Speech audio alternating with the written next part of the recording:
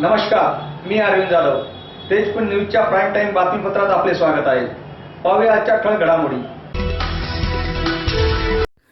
आज मुंबई येथे अखिल भारतीय छावा संघटनेची आढावा बैठक संघटनेचे केंद्रीय अध्यक्ष नानासाहेब जावळे पाटील यांच्या नेतृत्वाखाली संपन्न झाली. या आढावा बैठकीला राज्यातील विविध जिल्ह्यातून छावा संघटनेच्या पदाधिकाऱ्यांची मोठ्या प्रमाणात उपस्थिती होती. या बैठकीमध्ये क्रांतीसूर्य अण्णासाहेब जावळे पाटील यांच्या नावाने महामंडळ स्थापन करण्यात यावे, जेणेकरून समाजातील तळागाळातील प्रत्येक गोरगरीब युवकांना महामंडळाच्या माध्यमातून छोटे मोठे व्यवसाय करता येतील, राज्यातील सरसकट शेतकऱ्यांना कर्जमुक्त करावे आदीसह विविध मागण्याचा ठराव पारित करण्यात आला.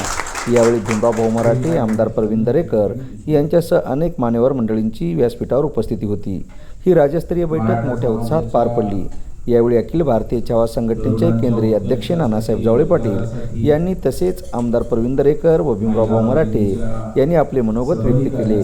लवकरच अण्णासाहेब जावळे पाटील यांच्या नावाने महामंडळ स्थापन करण्याचे ठोस निर्णय आमदार प्रवीणभाऊ दरेकर यांनी घेतला.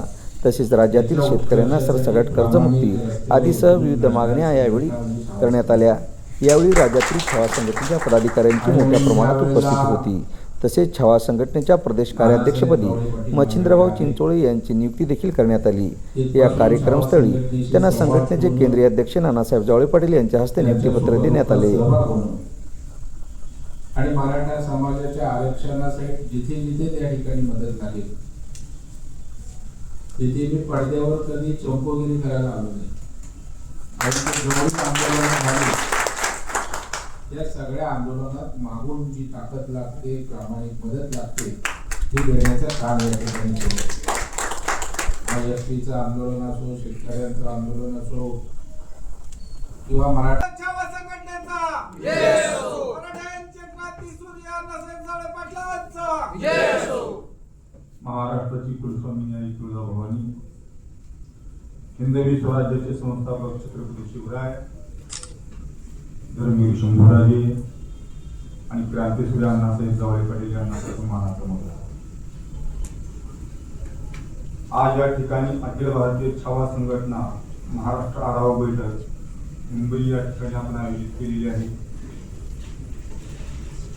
आणि त्या बैठकीची मुख्य मार्गदर्शक ज्यांनी खरं की स्वर्गवासी अण्णासाहेब जावळे पाटील महामंडळ स्थापन केलं गेलं पाहिजे यासाठी सर्वप्रथम पुढाकार घेतला असा मर्द मराठा, मूर्ती लहान कीर्तिमान असे आमचे प्रवीणजी दरेकर साहेब.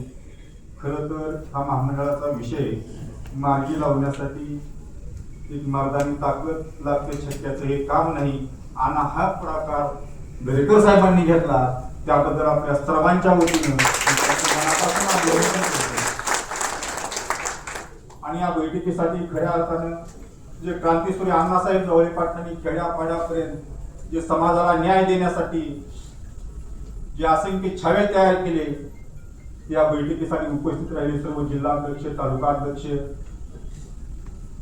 आमचे भीमराव मराठे, प्रदेशाध्यक्ष पंजाबरावजी काळे पाटील, प्रदेश कार्याध्यक्ष मच्छिंद्र चिंचोळे, ज्यांनी या 2 दिवसामध्ये या ठिकाणी थांबून बैठकीचं आयोजन केलं, त्यांचं सुद्धा या ठिकाणी मनापासून अभिनंदन करतो.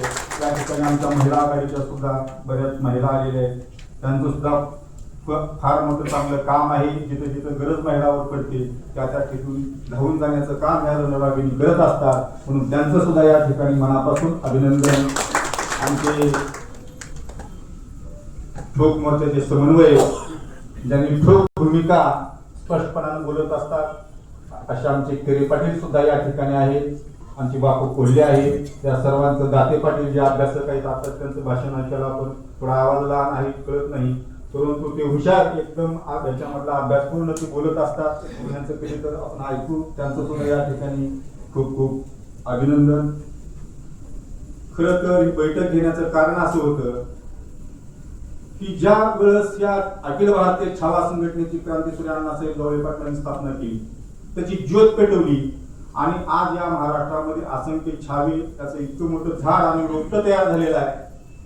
अण्णासाहेब जरी आपल्याला सोडून गेले असले तरी आज प्रत्येक माणसाला आपल्या ज्यांनी ज्यांनी छावामध्ये काम केलं त्यांना छावा म्हणूनच ओळखलं जातं. ते कुठेही पक्षात जाऊ, कुठेही राहू, मग ज्या माणसाने आज 12-13 वर्ष जाऊन 14 वर्ष अण्णासाहेबांना जाऊन झालं, तुम्हाला एक छावा नाव दिलं, तर त्या सुद्धा माणसाचं नाव टिकलं पाहिजे, त्यांचे विचार टिकले पाहिजे, यासाठी आपल्याला महामंडळ तयार करायचं. म्हणजे या महामंडळाच्या माध्यमातून काय करायचं, जो गरीब आहे, जे आर्थिक खचलेले आहेत, जे शेतकरी आहेत, त्या महामंडळातून मदत झाली पाहिजे भाऊ. जे की या महामंडळाच्या माध्यमातून ह्या मराठा आरक्षणासाठी असं जो गरीब माणूस आहे त्याच्यासाठी झटलेले आमची पोरं असतील, फक्त केवळ मराठाच नाही इतर सुद्धा जाती धर्माची या ठिकाणी 50% मावळे होते. आणि या आंदोलनामध्ये ज्यांचं बलिदान ज्या माणसांनी दिलेलं आहे, तर त्यांना सुद्धा या महामंडळामधून काही योजना तयार करता आल्या पाहिजेत. त्यासाठी सुद्धा तुम्ही पुढाकार घेतला पाहिजे. आज या ठिकाणी आलेले सर्वजण खेड्यापाड्यातून, पूर्ण महाराष्ट्राच्या कोण्या कोपऱ्यातून आणि मराठवाड्यातून सर्वात जास्त लोक या ठिकाणी आलेले आहेत, पुण्याहून आलेले.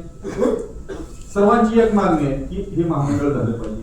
दुसरा मुद्दा आहे आरक्षणाच्या माध्यमातून आजपर्यंत आपण बघितले या 2-3 वर्षाच्या काळामध्ये अनेक आंदोलन उभा राहील, लाखोचे मोर्चे निघाले, अनेक वेळा गुलाल उधळून घेतला, पण अण्णासाहेबांनी गुन्हे अंगावर घेतले. लक्षात ठेवा, 48 गुन्हे.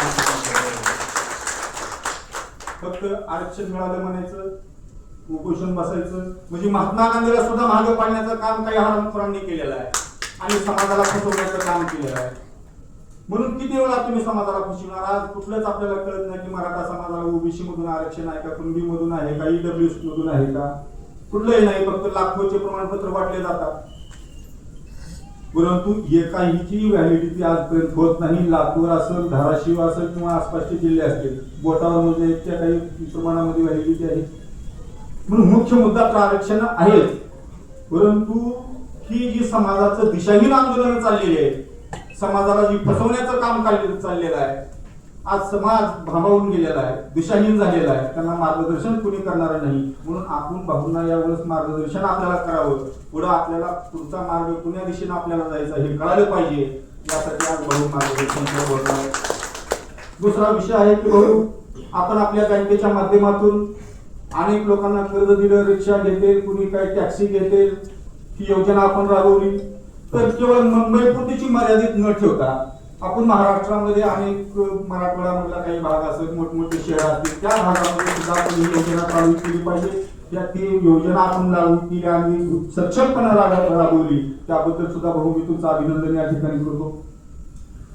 त्यानंतर दुसरा विषय आहे छत्रपती शिवाजी महाराजांचा. मधल्या काळामध्ये आपण पाहिलं असेल, अनेक भामट्यांनी रातोरात शिव महाराजांचे पुतळे उभा करण्याचं काम केलं आणि तेही नकली पुतळे, फायबरचे पुतळे.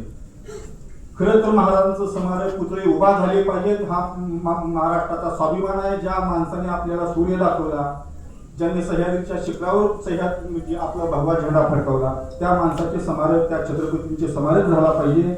परंतु असं चोरून लपून नाही, तर ज्या ज्या ठिकाणी ग्रामपंचायत आहे त्या ग्रामपंचायतीला सरळ भू अधिकार दिले गेले पाहिजे. की तुमच्या माध्यमातून माझी सरकारलाही विनंती आहे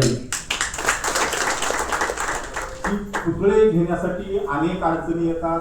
त्या ठिकाणी प्रत्येक गावामध्ये अनेक लोकवाट्यातून लोक देणगी जमा करतात आणि त्या ठिकाणी रातोरात काही लोक पुतळे बसून ते सकाळी घेऊन जाते पोलीसवर. मग अशा बऱ्याच अडचणी येतात. म्हणून ह्याच्यामध्ये कुठलाही स्वार्थ किंवा स्वतःच्या स्वार्थासाठी काही लोक जे धंदा मांडलेले आहेत त्यांच्यावर सुद्धा कारवाई झाली पाहिजे. ही सुद्धा भाऊ आज आपल्याकडे मागणी आहे. आज मराठवाड्यामध्ये फार बिकट परिस्थिती आहे भाऊ, पाऊस नाही.